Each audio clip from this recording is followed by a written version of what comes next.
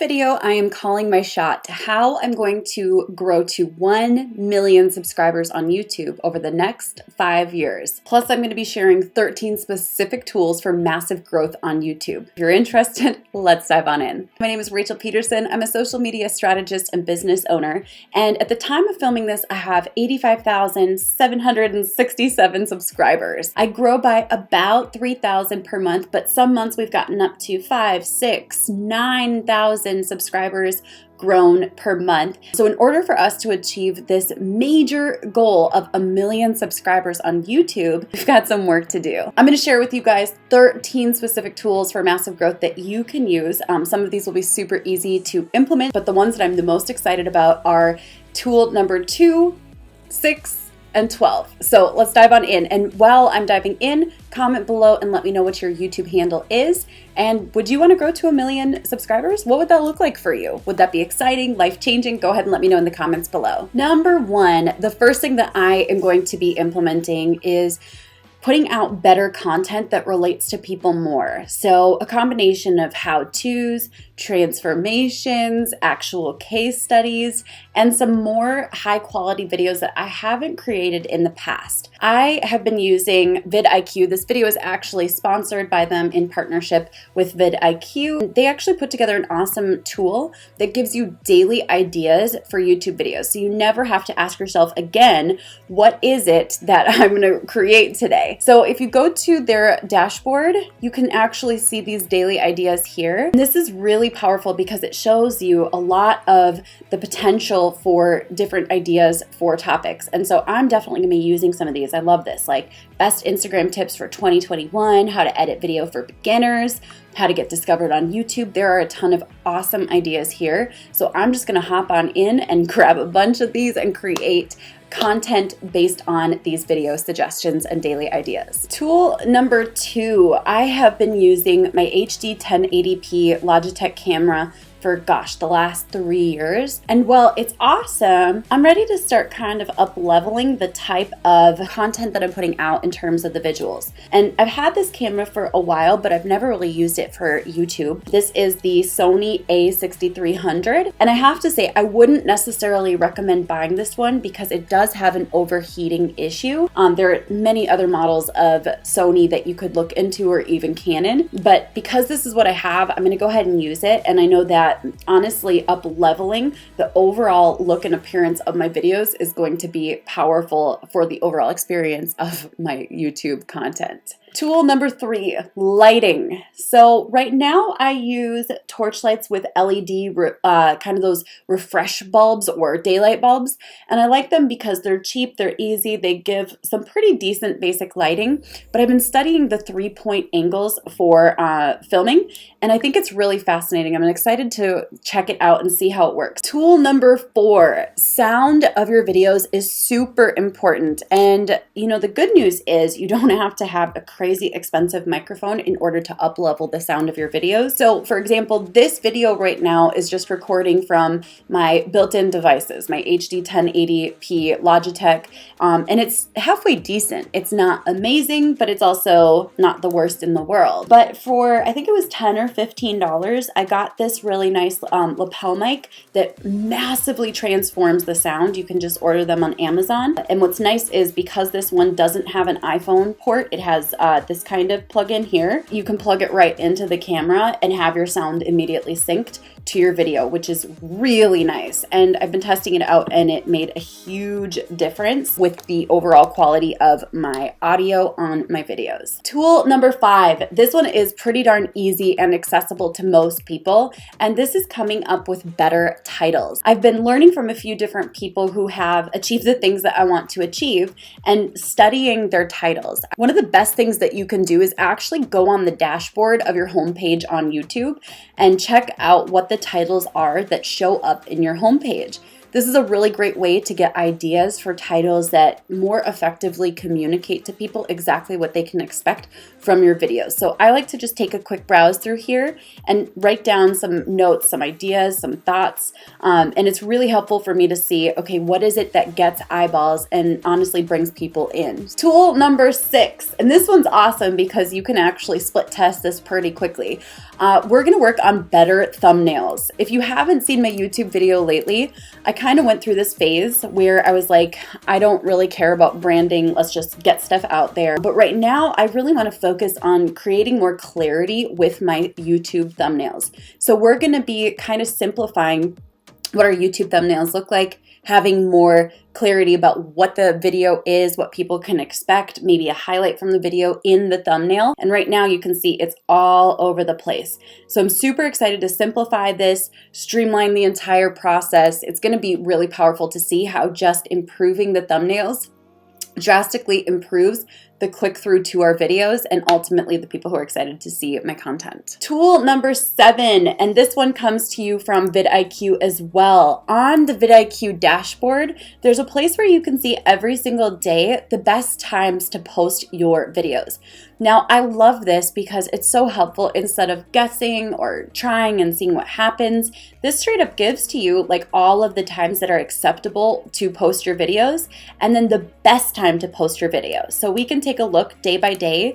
And the crazy part is it changes drastically from 2 different things. Number 1, from day to day, so you can see each day has a different optimal time for posting, but also it changes based on your channel. So my best times to post aren't going to be your best times to post, but you better bet that I'm going to be following this schedule because it's super helpful for me to know when my subscribers are most active and most likely to jump on in and watch some of my content. Tool number 8, improving my keywords. Now, I like to study the videos that are similar to the content that I'm creating. So for example, if I wanted to create a video just like this one here, 1 million YouTube subscribers, let's go ahead and check this out. Let's see who's created content around this. So we've got a few here, and this is awesome. So we've got how I got 1 million subscribers on YouTube as a millionaire. That's a great one. Let's go ahead and check that out. So if we scroll on down, we can see some of the tags that they've used, which is kind of nice, kind of helpful. You also can see the rating in terms of the keyword volume, the competition score. You want ultimately something that has, you know, decent volume, but also lower competition. And I kind of like to vary a little bit, have some that are big tags, some that are medium tags, some that are low competition tags. I like to kind of do a combination of those. So this is nice because I can literally go ahead and export them as a CSV, and I can kind of see like, okay, what's the topic that they're using? What are the overall channel tags? This is all really helpful insights behind the scenes thanks to vidIQ. So we're going to work on really improving our keywords across our entire channel. Tool number 9, I want to start giving more value. And I know that that sounds kind of interesting, but sometimes there's this like part of us that feels like we need to hold value back in order to make sure that people stay and watch. But I really want to start up leveling the amount of content that we put out there. I want to make sure that the value that we're bringing is tangible. I want people to literally be able to walk away from my videos and say, I took notes and this is legit and I can implement these things ASAP. By the way, I'm curious, have you ever watched my videos before?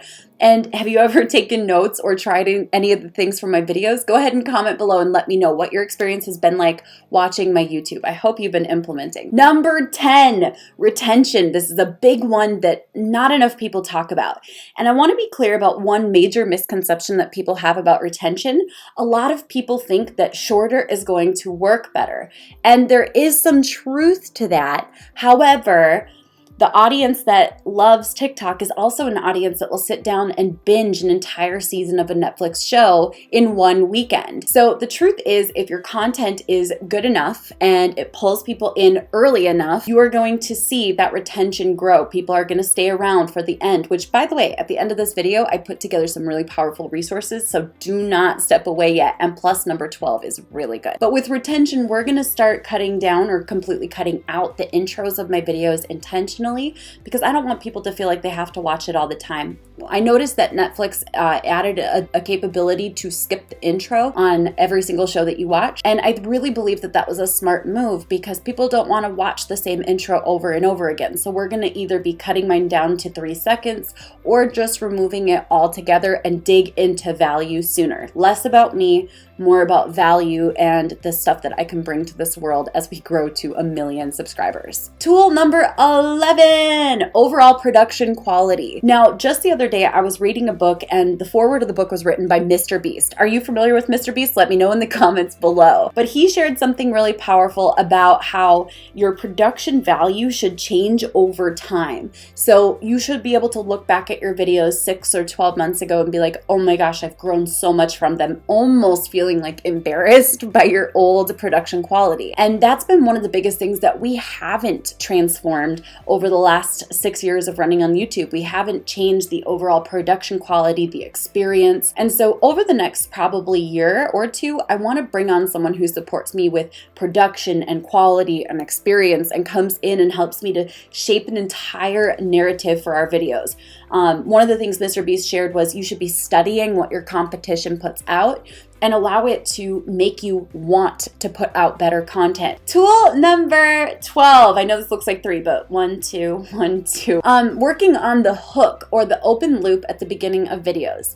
This is something that I've done quite a bit on TikTok. It does take a little bit of intentionality, but you want to open up some type of hook and say like, this is something you're going to learn, or you'll never believe what happened next. Those types of hooks are really powerful. You want to create curiosity. You want people to say like, what is it? What is number 7? What is fill in the blank? And I love to do this on TikTok, but I haven't ever really slowed down to create better hooks at the beginning of my videos that really grab attention in those first 3 seconds. And tool number 13 is I'm going to share my content to other platforms. This is something I've done a little bit of, but one of the things that we need to realize is how your content performs in the first, let's say 24 hours, but especially in those first couple of hours, it's going to help to either skyrocket its growth or determine that it's going to have a slower pace for growth. And so I need to almost like slow down the number of videos I'm putting out per week and start pumping out more promotion to each and every one of those videos, whether it's on TikTok or on Instagram. I need to make sure that people know that these videos are going out. If you check out in the bio beneath this video, I put together my YouTube growth bundle as well as a case study on how I got to 85,000 subscribers on YouTube. This is perfect for anyone who is brand new to YouTube, or you can check out my YouTube growth bundle. That's an awesome resource for anyone who wants to grow on YouTube. I'm super excited to see what happens over these next 5 years as we shoot for 1 million subscribers. What do you think? How long do you think it's going to take? And would you go for that as well? I'm curious to know who's going to be alongside of me on this journey. I will catch you guys later. Be sure to subscribe to my channel to follow this journey and see this amazing content going out. I will catch you guys later. Bye for now.